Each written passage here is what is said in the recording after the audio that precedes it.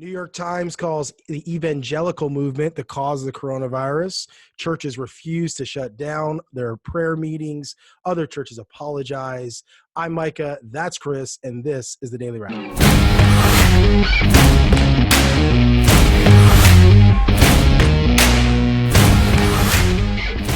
What's up, y'all? What's going on? How you doing, Chris? I'm doing good. How are you surviving the COVID-19 lockdown, quarantine 2020? A lot of Instagram. I have to say that. A lot of Instagram, and I'm pretty sure I've gained a few pounds. My wife's been cooking up a storm. It's going a lot of fitness personalities and influencers, you could say influencers. This has been a whole just movement of a home gym, workouts and being creative and goofy stuff. But the fitness community is feeling the crunch of no gym life. So feeling the crunch. Was that feeling the crunch intentional? Yeah. What I think is I'm crazy. getting a direct sponsorship by a local. What I think is crazy. Everybody, I don't know. All of a sudden, we have so many talented people ready to show off their skills. I find that interesting. It's been awesome seeing all these live concerts from our worship teams, across America. Well, they got a captive audience that really has nowhere to go. Have you seen that hashtag coming soon? Or is it coming soon or up next? Or it keeps going on Instagram. I don't know. Someone should help me out with that. We need a fact checker here to help us out. It's coming soon. I'm going live tomorrow night, and it's we're supposed to put it on our calendars. Hey guys, I'm looking forward to just meeting you. Just getting able to connect on a one-on-one level. It's basically your audience is held hostage because they have nothing else to do. Get away. There's and nothing they're else so on. Drained from streaming that they're okay, your weak attempt to display your talent is worth my time because next to that it's nothing. I mean, to some of them, watching the grass grow. I mean, to some of them, let's just be fair. They're just having fun. You know what I mean? But I really think I saw a few. I really think they feel like this is their time, their breakout moment. Everybody's going to be paying attention. And then I saw one of the videos and there was 20 people watching. And I was like, oh man. So that's tough, but it's all good though. I mean, I'm not trying to I had 20 people. We did this for, I did Instagram live yesterday and I had 20 people, 21, in the 22. mix, so 20 completely. I wasn't talking about you, but bored, whatever.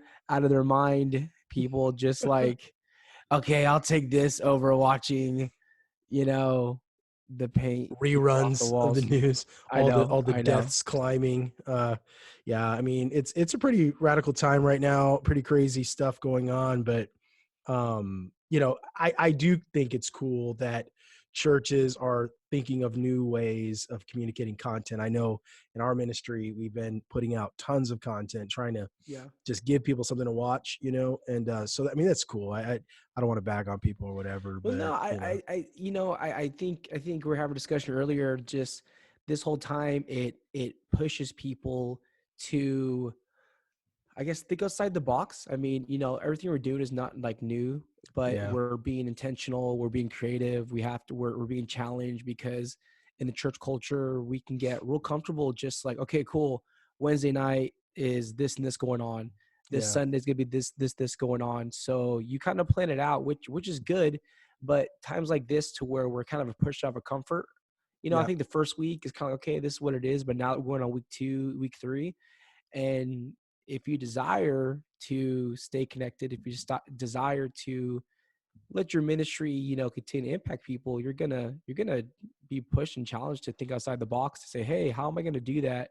Absolutely. If I can't physically. And here we are now, me and Micah here, starting apart. A podcast. Yes, we're actually 6 feet apart. You can't see. He's actually to my right. He's 6 feet to the right of me. 6 feet away. There's social distance. Yeah, there's social distance, but it's a cool time, where everybody's push outside the box. And I know people are kicking things off that I think they've been thinking about doing for a while. Sure. But now they have so much time, they're just doing it now because they're at home with their families and they don't want to spend time with them. So no. It was cool for a week, but I mean, it's crazy. We've never seen anything like this. So What I do want to do, Chris, I wanted to talk to you about, what's going on with the church and how we're responding. So obviously this is crazy, right? It's crazy time. And, people are, we're having to cancel services, cancel prayer meetings, every gathering and stuff like that. Well, there's a lot of churches that just refuse to close their doors, and they refused to close their doors in the beginning. They called this thing a hoax. They called this thing, not real. That is this thing, COVID, 19, coronavirus and stuff like that. They thought it was just made up. They thought it was just, the news, the liberal media.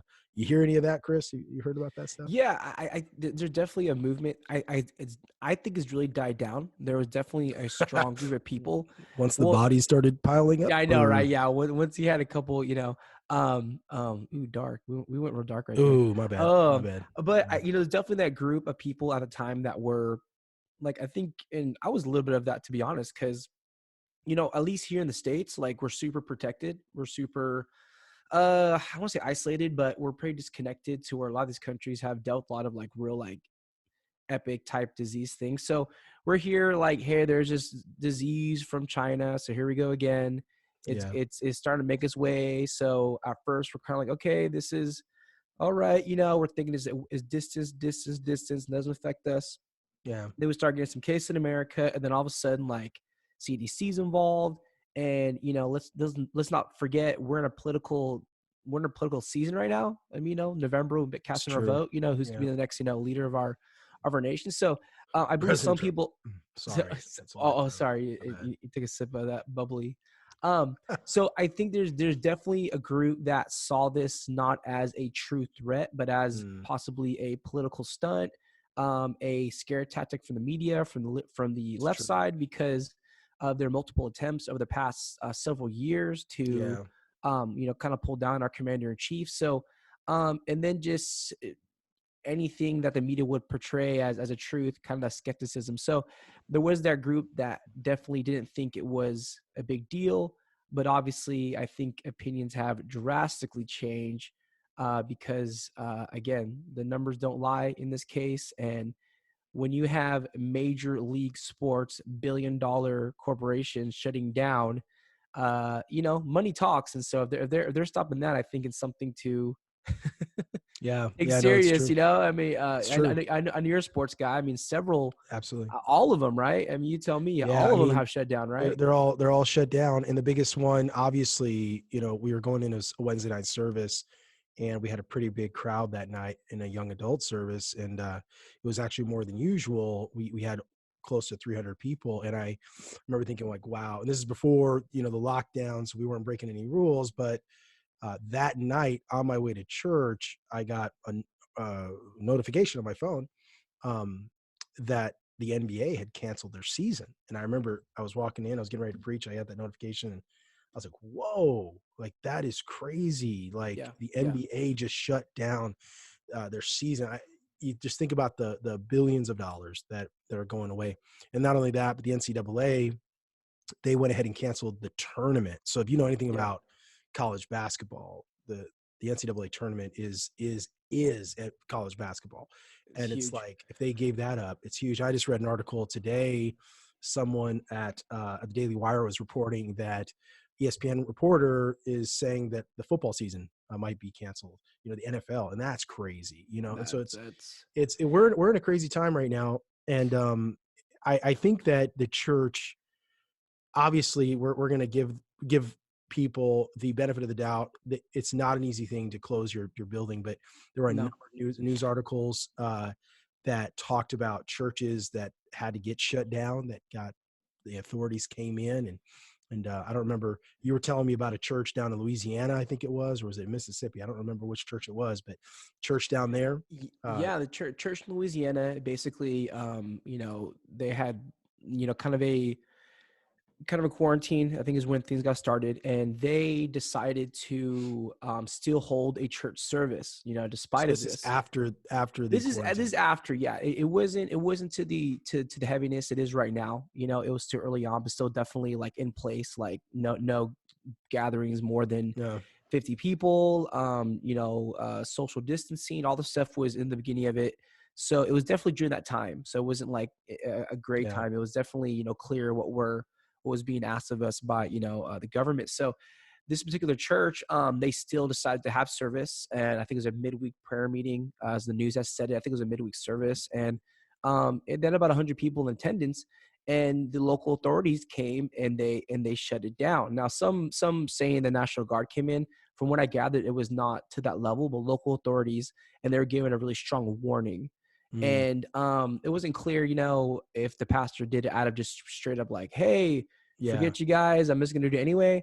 But they, I think they were aware this is going on. Again, maybe some of those early people that didn't really take it real seriously, or knew the effect of it. And as time went Yeah. on, we kind of know how much more serious it's become. Yeah. But they came and they shut him down. They did. The Yeah. authorities came and shut down this church service, and it got to, all over the nation. So Yeah. it definitely was one of the first that I can see, Yeah. that got shut down by local authorities. Yeah, and that's tough. And there weren't the only ones. I remember I saw an article on Fox News, which because that's where Christians go to get their news. And It's that, or they were talking about a pastor in, I think he's in Maryland or maybe Pittsburgh. I think it's in Pittsburgh. uh, He apologized for his response because I guess he had service on last Sunday, Pennsylvania. Pennsylvania, Yeah. after the shutdown, after they've been telling Hmm. us. And this is the problem, we get faith and we get all that, but what it comes off as arrogance and pride. That's what it comes off as, right? It comes Yeah. off as not genuine. And although that probably wasn't his intention or their intentions, that's the way it's seen. And then I seen an article here from New York Times. Now it's an opinion piece by Catherine Stewart over there at New York Times, and she writes the religious right's hostility to science is crippling our coronavirus response, right? And it's like a classic anti-religion, anti-faith Yeah. attack. And but truthfully, um, I can see where this is coming from. When we have churches that refuse, and the whole article is talking about, again, folks like you're mentioning down there in Louisiana, folks in Pennsylvania, not taking the coronavirus seriously. And to defend those folks, for a moment, it's I don't think it's a hostility against science.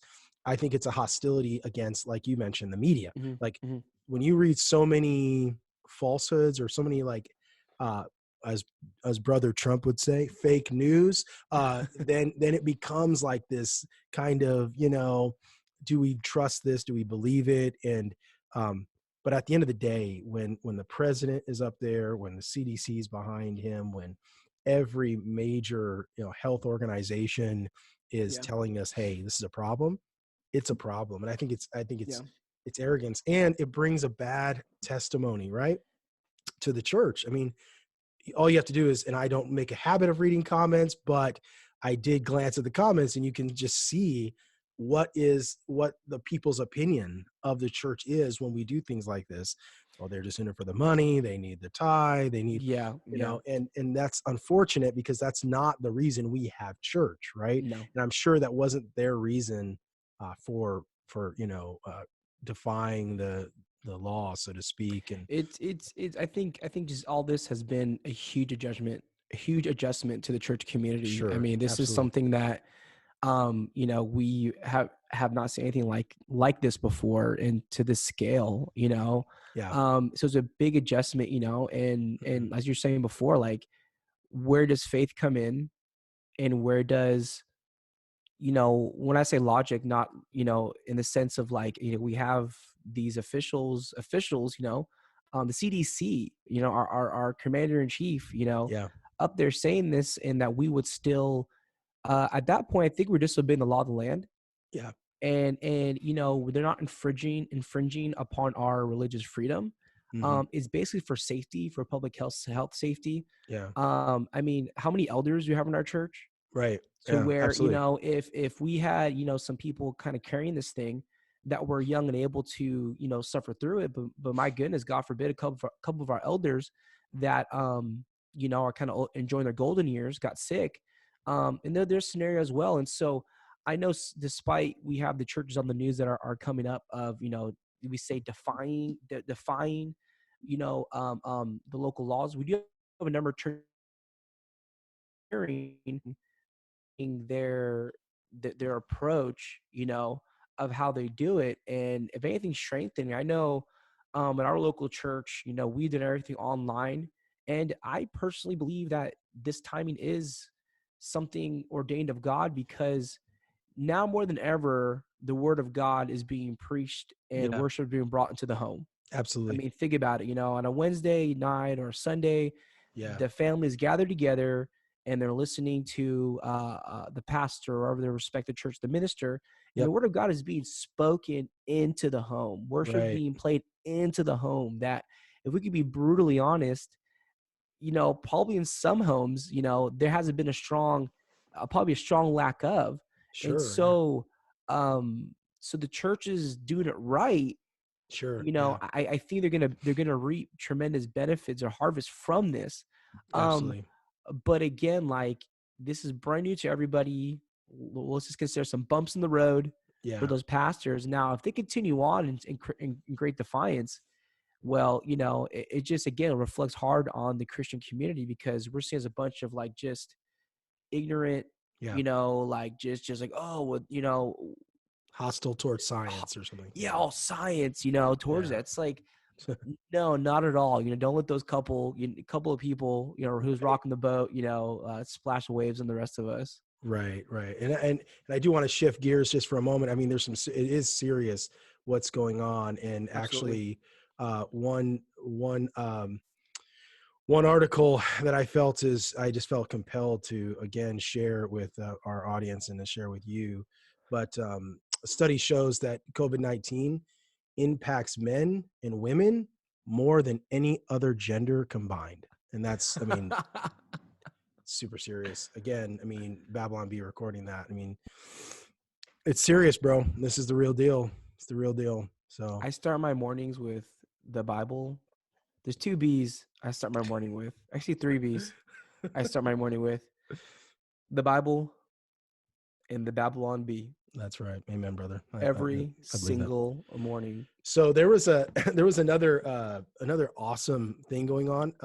Another article I saw, drive-through communion and confession. What do you think Yeah, about that? so yeah, it's this priest over in Maryland is offering confessionals amid this is drive-through confessional amid the corona pandemic, and he says people are so grateful that he's doing this. It's a Reverend Scott Homer of St. That's so Edward, awesome. Like, it's great. the Confessor, a Catholic church in Bowie, told Fox, again, there you go, Fox. People were not biased. We're just he came up with an idea for 10 minutes before mass was due to be canceled, to the coronavirus outreach. So he had this idea that drive-through confessional, people coming in, say Yeah, their piece, and then keep moving on. that's And awesome. I guess people are loving it, like. Yeah, yeah, yeah. I'm getting ready to Google right now. What other things can we do through drive-through? I want to see. You know, okay, so we're not Catholic. I'm not Catholic. I don't think Chris is Catholic either. We're No, I'm not apostolic. Catholic. So obviously we don't adhere to the confession stuff. But what other parts of our Pentecostal apostolic culture and tradition and religion, if you will, our faith, could we do through drive-through? Now, baptism wouldn't work, right? Because we don't believe in the sprinkling. That could work in a Catholic church. Like, you could do baptism, right? You just take a cup, they go out there. You just go and, like, poke your head out. You know what I mean? Like a little sprinkle, sprinkle. You know what I mean? That could Or work. like, hold your baby outside the window. Like. You couldn't do that. You couldn't do that in a Pentecostal. You can't get, you got to immerse, right? You got to dip. So that wouldn't work. But we could do communion. We could do communion. We could do drive-through worship services. Technically, that could We'll get happen. messy though. We'll get messy for if if the Jews did the drive-by circumcision. Not drive-through. Drive through, Drive-by, drive that's a through, different. drive through circumcision. There's like I can see that getting real Abraham, messy. that would have been kind of awkward. Yeah, that would get really awkward. Yeah, I don't know. I mean, I don't know what to say about that. I don't have anything. I don't have anything to add about that. I have nothing to add about that. But I mean, Yeah, at yeah, least yeah, people are yeah. getting, creative with their sacraments, and I think that we could I get think creative. definitely drive-by giving, drive-by giving, Just drive-by. throwing money at, Yeah, just yeah. throwing money at the Drive-through. I keep church. saying drive-by. It must be It's where your childhood, bro. my child. It's your upbringing. If you knew where I live, you know that's a very normal thing to say around here. Well, yes, yes. We're recording this in Stockton, California, and Yeah, there's currently drive-bys right now going on. exactly. No, I do think though, all joking aside, I do think that finding new ways of doing church, I think this is one of the greatest things that's coming out of this coronavirus pandemic, and I think God is at work. I think that God is behind the scenes, maybe not even behind the scenes. I think He's involved at working and leading the church down all these awesome paths of innovation and Mhm. creativity. um just what we're doing, we joke, obviously we joke a lot, but I think, finding new ways of doing church is okay. Now, you couldn't do it in California, but I did see another, someone shared it with me on Instagram, and I saw another instance of, it wasn't really a drive-through. This happened in Vancouver, but I also saw this in in the US. Vancouver Church holds drive-in style services from the parking lot. So the Okay, picture is a okay. There you go. pastor. He's out there with his microphone. They set up the sound. All the members are inside of their cars. And someone sent it to me on Instagram, and it was like this little kid's like peeking his head out through the sunroof, and they're having church. He's preaching, from the thing. They're all amening, and some of them were honking their horns. That's pretty cool. You know, Yeah, I it's something new. I mean, it's different, and I think it's okay. And well, obviously in California, it's not okay because we have like a stay-at-home order. But yeah, yeah, whatever, like stay-at-home people. I'm not encouraging you to yeah. drive anywhere.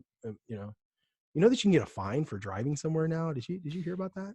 Yeah, yeah. Some counties are getting really heavy-handed with that. That if you're not going to like intentionally going somewhere, like In and if you're not out, going there or like a purpose, like going to the store, going to, your how do they home. know That you're just not driving in I circles? don't And know.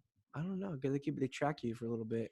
what do they do with the homeless? Like, I do they that fine that's a good for them? next time. We should find out what they do with the homeless around here. We're gonna So get some reports, some studies here. yeah, yeah. I've seen less tents around my house, so maybe they're you know Well, I think the homeless issue is a big deal, and I think that especially in California, we are having, it is an issue in California, Well, and I they're heard they're because struggling with that. people really tripping out about how the National Guard was coming in, to Mhm. help with this Los Corona Angeles, stuff. right? Los Angeles.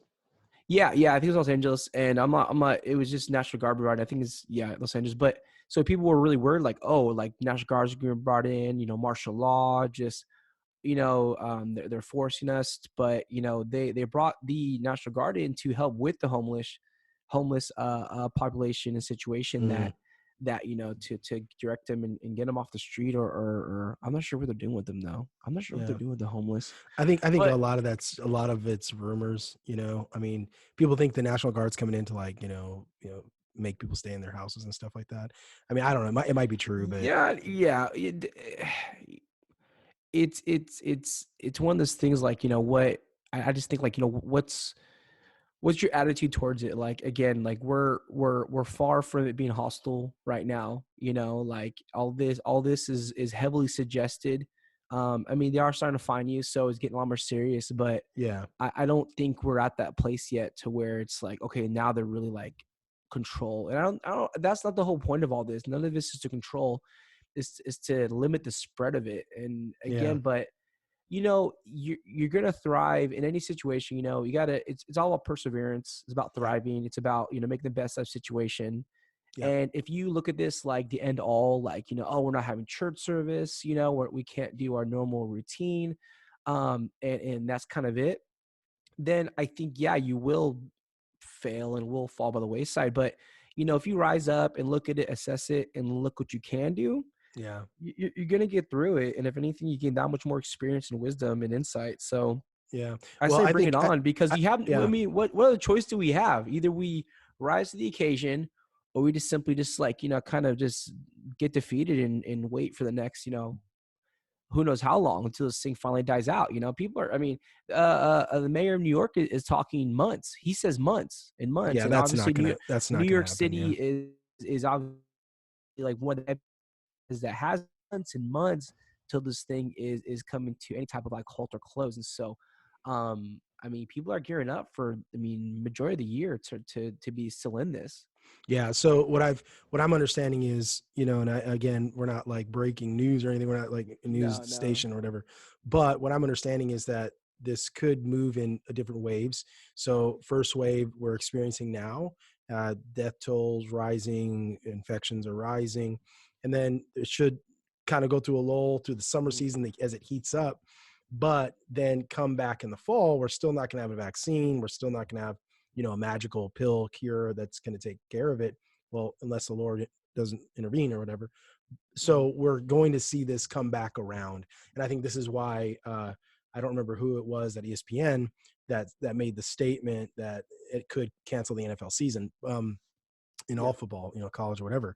So there is some trying times ahead, for sure. I think though that a lot of the fear that gets spread, it comes down to, we're not going to be able to go out anymore. I mean, people rush, Costco, get the toilet paper, you know what I'm I saying? think And I think it's died down a little bit, but yeah, for the first like couple weeks, it was real aggressive.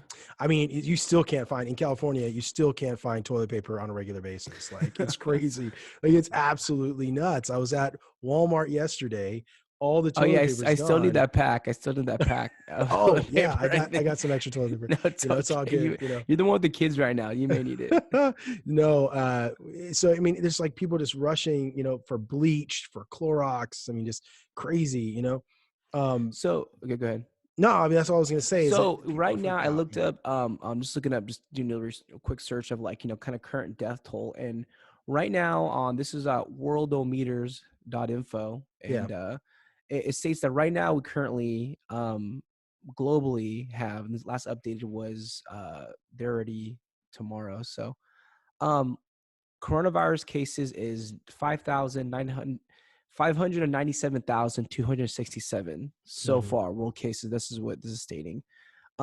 Deaths at this time are at 27,365.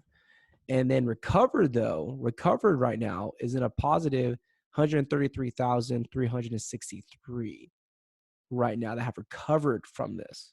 Mm, So, um, which I mean, just hearing that feels like a real significant chunk. yeah. I know recently, I think it was New Jersey, had a huge spike. I think they had like 100 people overnight. Yeah, yeah, New York, New Jersey, they're really getting hammered out there. I mean, it's the population density. So the numbers sound daunting, but one of the problems that I'm seeing and that I'm hearing and that you keep hearing reported is that we just don't know still how many people Yeah, actually have the virus. We're still testing. That's where these numbers are really escalating because we've started testing more now. yeah, But what else could affect these numbers is the fact that some of us might have already had the virus or are having yeah, have had the virus, and if we have, that's a good thing because that means that the percentage of the death rate or whatever is not as high, right? yeah, And so that it can help us breathe easy, but we don't know, and that's the for a lot of yeah, people that's what's really freaking them out, yeah, and they're really having a hard time. And then of course the news, they get on there and they talk about, they say kids. We had a kid die in California. Well, it turns out it was a teenager, not necessarily a kid. So again, the language is a little bit deceptive when they, yeah, start yeah. talking that way. And But that New Jersey report, pulling it up. So the new death toll in New Jersey from COVID-19 surpasses 100, mm, and was that like in a Governor Phil. 24-hour period, or was that like total? So no, this is right. So the toll has climbed by the toll has climbed by 27 to 108. So Mm, right now total looks like 108 people have died with corona. So but they had a recent just increase. So that New Jersey in particular, 9,000 positive cases, and it's up from up from 7,000 on Thursday. So they're climbing quite a bit. But like you said, there's a lot of testing going on. So a lot of people are coming out that have it. And the other part is a lot of people are not being tested, who don't feel like, really compelled to test. So Yeah. they're not even, it may be more. So I think it's increased because, people are coming out with it. And so, Yeah. And um, of course they're yeah, trying to make sure that we have enough beds, make sure we have enough hospital space and ventilators and all the materials that are needed to help people when they get sick, right? I mean, yeah. chances are good the majority of Americans are going to get sick, but are we going to be able to take care of all these people? And that's always the challenge, because in Italy, that seems to be the issue, right? Their hospital system just got completely hammered, and they weren't able to serve everybody. I read an article of a lady that died in the waiting room. Like, there are people dying in the waiting rooms, like trying to get to a doctor. Like, it's horrible. Like, you stop and think about that, but it's possible, if a lot of people get sick at the same time, right? So that's where they keep on talking about flattening that curve. But through all of this, the church is still here. And so what is our response, right? What's our response to all this? And obviously we can't keep having services, and that's not the way that we need to go in terms of meeting together. So we're going to abide by the laws of the land. We're going to be a good witness. That's what we need to do. Mhm. um so what should the church's response be? Like, where should we be going as a people during this time? What say you, I, I, Chris? you know, I think we're at least I can speak locally. What I've seen, we're going that direction. Is we're using every facet of communication that we could use. Okay, so we're using number one, phone calls. Okay, the most basic of communications. Telecommunication. Making phone calls. Individual personal contact. I'm a youth pastor, and I've called students, and to be honest, I've had longer conversation with them on the phone that I get a chance to have with them, maybe during the week, just with the hustle and bustle. So phone calls, tagging in, just like an old school way, um, through the avenues of like we're doing now, social media, whether it be Instagram, Facebook, live streaming, and so directing your people, your saints to they cannot physically be there, but again through modern mediums of communication, we can still stay connected, with people. Um, again, if you want to get, Instagram live, Facebook live, I mean, there's so many things at our fingertips that we could use to Yeah. communicate to it. And then as a ministry, I think it needs to be some type of program and play saying, okay, we're going to launch, weekly devotionals. We're going to hold a live Q&A, at the comfort of, Yeah. your living room. I mean, so I think we need to do everything we can available to us, and then ultimately God will give the increase. So Yeah. that's my personal thought, is that, I think everything we need's in place, but it's the church. And some churches have already been doing it for a long time. The churches are catching up, but luckily, nobody's going anywhere. So, definitely cut your teeth on it. But I think we need to use every available facet to us to reach out and stay connected. Just mostly stay connected and stay encouraging to our people that we're leading. Yeah. No, I mean, I completely agree. I did a podcast earlier, a video for my ministry, and I basically said that it was, looking at the scripture in the book of Deuteronomy, the Bible talks about, inheriting vineyards you didn't plant, cities you didn't build, and Yeah, stuff like this. yeah, And basically, what I'm reading that passage, and this is what I said in my video, I said we need to take advantage of all of the blessings that God has given us. And it's easy at times to, during a pandemic, like we're going through, wartime or whatever, some sort of crisis, it's mhm, easy to look at all the crises and the negatives and everything that's around us. And we forget, well, what about the opportunity? And I think that we can yeah, see yeah, a lot of opportunity in this moment. And yes, as a church, I feel like we need to take advantage of all these things. Also, I think we need to be very aware that our saints are going through it. They're going through it. A number of my young adults, they work at restaurants, they're being laid off. yeah, They cannot work, and it's a tough deal, in California. and all across the United States, they're going Yeah. to be laid Yeah. off from their jobs, and it's not going to be cool. They're going to have to go on unemployment. Um, I've already talked to two this week. You're talking about having conversations. I already talked to two this week Yeah. that have already lost their jobs because of it. And Yeah. it's not they were fired. It's just there's no Yeah. work. Yeah. Yeah. When you think about it, if a restaurant can't have anyone sitting in their restaurant, all they can do is takeout orders. Yeah. Well, that's a significant amount of their revenue. They can't afford to keep staff on. Exactly. Exactly. So it's an issue, and I think the church has to be ready for that. We're gonna have to brace for the financial impact as a church, but also we're going to need to prepare ourselves to minister to those students and those people who are going to feel it. They're going to feel the economic effect, right? And Yeah. people are going to start getting afraid, and not just afraid of death. They're going to getting sick. They're going to get afraid of, man, am I going to have a job? Like, am I ever going to get that job back, or this type of thing. So yeah, a lot of things, but God's in control, and Do you think, let me pose that, do you think this is a season to an increase of faith? Because here's where I'm coming at. So we've talked about, why don't we see a certain level of miracles and certain things take place here in the States, and kind of the kind of go-to answer or consistent answer is like, well, these other countries, they're living complete desperation. They don't have a hospital they could just go to all the time. mm, They're living in this complete poverty, third world country. So their climate where they live forces them to have to believe God for everything.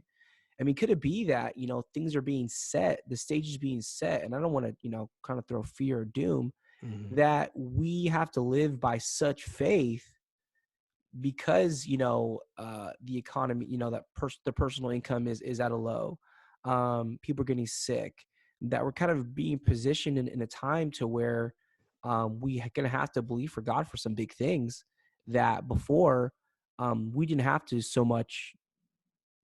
Not that we didn't trust God for or hope for God for, but we're simply, in a good groove. This definitely has sure. shaken things up for a lot of people that I think really have no other option but to say, God, I mean, you gotta help me through this. You gotta give me direction Yeah. because I'm in the fog right now of what's going on. Yeah. Yeah, for sure. I think you're spot on. And I think we have seen a lot of miracles.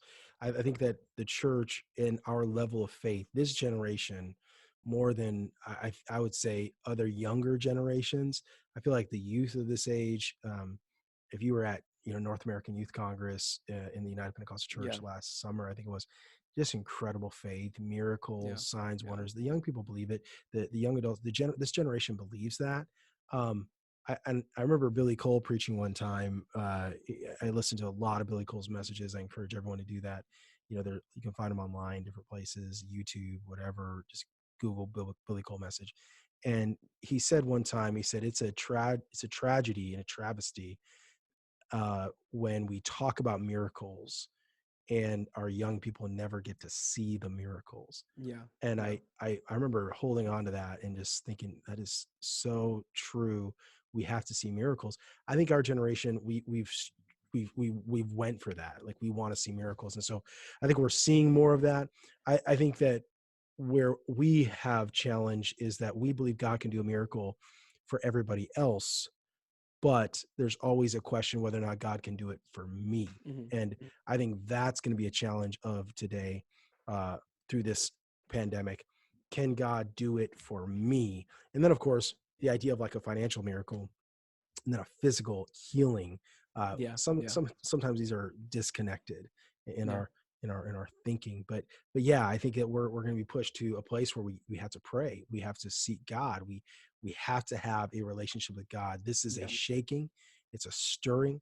I think God's allowed it to happen. I told my wife today, I think God has allowed a lot of this to happen to show us what is tradition and what is truth, to show us yeah, what has yeah, been kind of just a part of what we do and not really about the gospel. And we need to be about the gospel. And it's causing a more radical approach to prayer, a more radical approach to church. It's forcing us to rethink, what is the gospel? How do I communicate the gospel to this, yeah, to this generation, to this world? And it's not all bad. You know, I mean, when you stop and look around, all the bars are closed, all the nightclubs are closed. I mean, you Yeah, know, all yeah, yeah. the movie It's good. theaters are closed. I mean, this is like a Pentecostal paradise right now. You know, if we could just have church, right? You know what I'm saying? Yeah, Like yeah, that's it. It'll be game this is over. exactly what we wanted, you know? Yeah. So it's not all bad, you know? No, no, and come to a close here, but the Lord is nobody could have predicted this. Yeah. Musicians Nobody. come, musicians come. Okay. I know, right? I guess it's the preacher in me. Nobody could have predicted this. Nobody could saw this coming, Right. and here we are as the church, believing, trusting God for this great end time revival, Yeah. as we kind of dubbed it. You know, is that, are we in it? Are we not? That's no discussion. I think we're definitely in it. Things are happening on a huge scale, and for God to bring something like this, Yeah.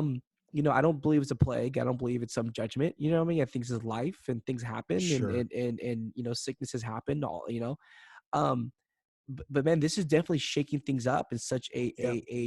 when we say radical, I mean using it for its proper word, at a very root based level. This has really challenging and shaping us into something different in our approach and our view. If anything, has made everybody slow down to open their eyes to Yeah. what's truly effective. And so I know among many of us, we're walking out of this with a fresh perspective, and really, I think, really saying like, okay, what are we doing, and how are we going to get there? Yeah. And we definitely cutting off a lot of fat that probably was hanging on for too long, Yeah. as we Yeah. sit in our butts and and indulge way too much. But Yeah. um, Yeah. No, well do said. do Well do said. do do do do do do do. Thank you, Sister Well said. Johnson. Thank you for that Yes, beautiful yes. Thank you. solo. The musicians are bringing it in here. Well, man, it's always good. This is the Daily Radical. We're going to be back with everybody, keeping it live with shows and keeping you informed on some things, just our thoughts. And Chris, are you having fun? I'm having a good time. Dude, having a good time. Having a good time. As you know, I'm expecting two babies coming soon. Yes. So, How many more weeks are we out now? How many days? Days or weeks? I think we're about we are about 4 weeks out. So they're coming 4 weeks. soon. So Two baby boys are coming your way. two baby boys are coming. Awesome. So, Awesome. but no, having a great time, and we're being pushed, being challenged, and definitely more coming out, all you guys. Awesome. Awesome. Hey, it's so much fun. We'll see you guys next time. I'm Micah. That's Chris. This is the Daily Radical.